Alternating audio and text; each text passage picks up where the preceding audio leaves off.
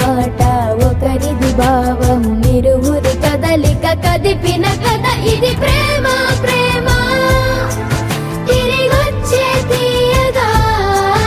ఇది ప్రేమ ప్రేమ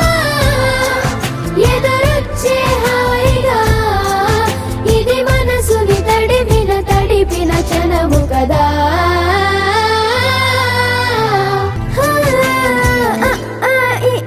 నేర్పిన అమ్మకి గురువునవుతున్న అడుగులు నడకలు నేర్పిన నాన్నకి మార్గం అవుతున్నా